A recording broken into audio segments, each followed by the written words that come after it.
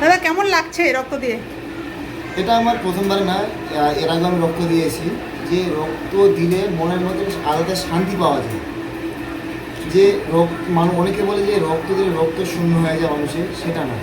আমি যতবার রক্ত দিই তারপর থেকে আমার মোটিভেশন আলাদা চেঞ্জ হয়ে গেছে প্রত্যেকবারে। আর আমি যত জায়গায় যাই রক্তদান শিবির প্রত্যেকটা রক্ত দিয়ে আসি। অ্যাকচুয়ালি আমি একাধিক জায়গায় যখন যাই দেখতে পাই রক্তের অভাবে অনেকেই মারা যায়।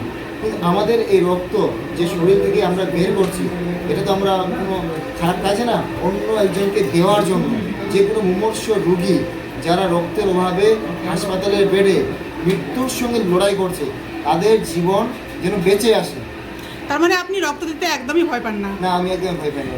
আর যারা রক্ত দিতে ভয় পান সেসব দাতাদের উদ্দেশ্যে বা সাধারণ মানুষের উদ্দেশ্যে তারা যেন রক্ত দেয়, কি বার্তা দেবেন? আমি সকলকে একটা কথাই বলবো যে রক্তদান মানে জীবন দান।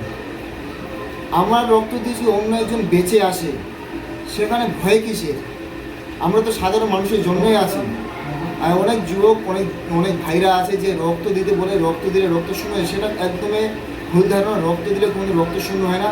আর যে রক্ত দিলে অনেকে দেখবেন যে রক্তে যে একটা ইঞ্জেকশন করবে, তার কারণে কি অনেকে চেঁচামেচি, তার জন্য রক্ত দিতে না। অনেকের মনে জাগে যে আমরা রক্ত দিব, কিন্তু এই ইঞ্জেকশনের কারণে কি রক্ত দিতে ভয় পায়। কিন্তু আমরা দেখি যখন আমাদের রক্ত নেওয়ার জন্য ইঞ্জেকশনের সুই যখন ফোটানো হয়, তখন আমরা কিছুই বুঝতে পারি না যে কোন দিক দিয়ে রক্তটা বার হলো আমাদের।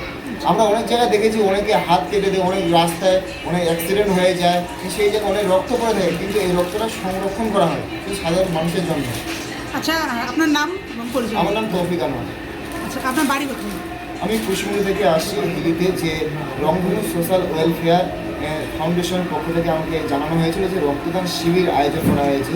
আমি তাদের ডাকে, তাদের আহ্বানে আমি এখানে এসেছি। আচ্ছা, অনেক ধন্যবাদ।